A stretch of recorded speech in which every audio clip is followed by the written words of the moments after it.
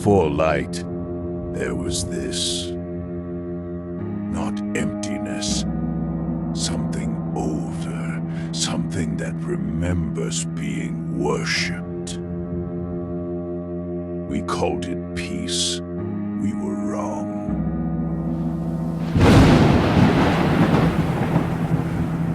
The signs came first, in whispers.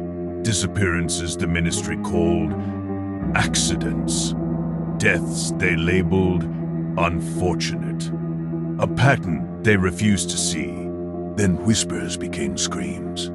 Families burned in their beds. Children orphaned between sunset and sunrise. The dark mark, that obscene signature, painting our skies green with death. Night after night, village after village, until hope itself learned to hide. And at the center of it all, him. We didn't speak his name, as if silence could make him less real. Lord Voldemort, the Dark Lord, he who must not be named.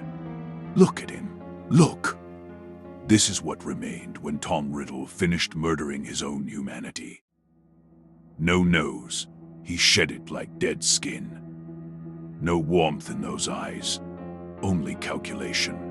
Only hunger. He looked at us the way we look at insects. And he was not entirely wrong to do so. His shadow spread like plague across the land.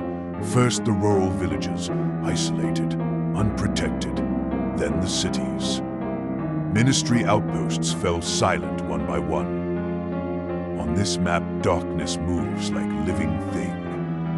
Because it was. Because he made it so. Only Hogwarts held. A single candle against infinite night. But Voldemort feared one thing above all else. Death. So he cheated, tore his soul into pieces and hid them in objects of power. A diary that whispered lies, a ring that promised resurrection, a locket of pure hatred, a cup stained with betrayal, a diadem lost for generations. And Nagini, the serpent who carried a piece of her master inside her coils, 6 anchors to immortality. He thought himself unkillable. He was almost right. Godric's Hollow, October 31st, 1981. A cottage, a family, pumpkins on the porch, a child sleeping upstairs. The Potters didn't know a friend had become a traitor, didn't know death was walking up their garden path. Some nights I still see those windows, that golden light. The last warmth before winter came forever.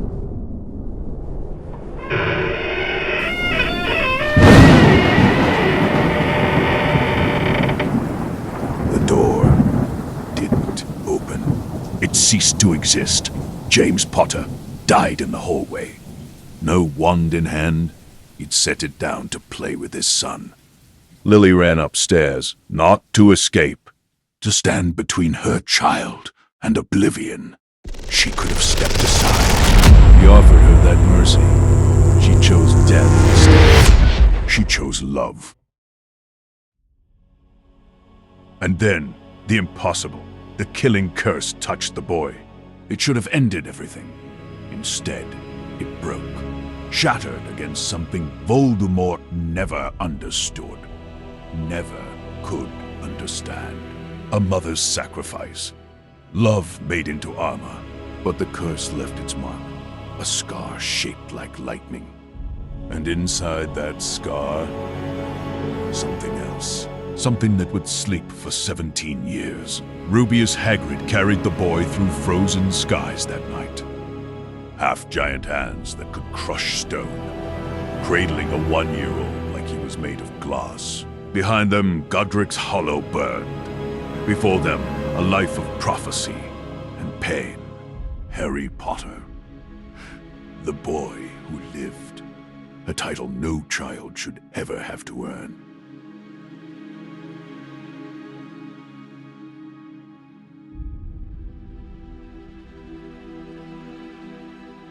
They placed him with Muggles. For protection, they said. A cupboard under the stairs. Hand-me-down clothes. A childhood measured in neglect. Then Hogwarts. Finally, belonging. Finally, home. But destiny doesn't release its grip so easily. Year after year, the darkness found him, tested him, tried to break him. At 11, he faced Voldemort's shade. At 14, watched a friend die. At 15, lost the closest thing to a father he'd ever known. By 17, the boy was gone. Only the soldier remained. May 2nd, 1998. The Battle of Hogwarts. Every nightmare we'd whispered about made flesh. Giants crushing the walls we'd studied within. Spiders pouring from the forest. Dementors blackening the sky. Children, fighting monsters with spells they'd learned in classrooms. We lost so many that night. Names I still can't speak. Faces I see when I close my eyes. But we held. Somehow, we held. They were not soldiers. Not warriors. Hermione Granger, brightest witch of her age, casting shields until her hands bled from exhaustion. Ron Weasley, loyal to madness, screaming curses at Death Eaters twice his age. Neville Longbottom, the boy they laughed at, standing alone with a sword, refusing to kneel. Minerva McGonagall, teacher, mother, general, turning stone to soldiers. Ordinary people, extraordinary courage. That's what saved us. And Severus Snape died in that rotting shack.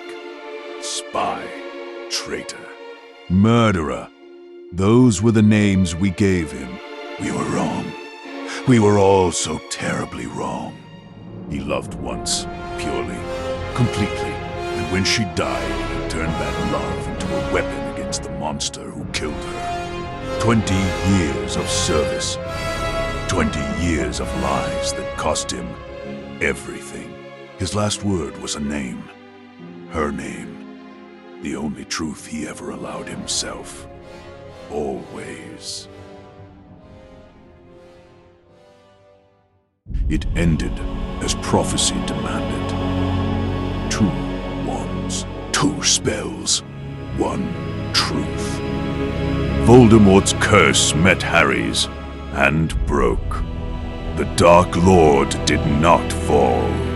He unraveled, came apart like a lie, exposed to daylight.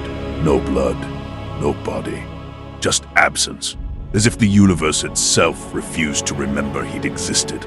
We thought it was over. We were fools.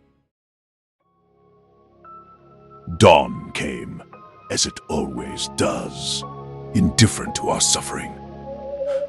The Great Hall, where we'd eaten, laughed, celebrated, became a morgue. Fred Weasley, Remus Lupin, Nymphadora Tonks, Colin Creevey, 50 others whose names deserved songs.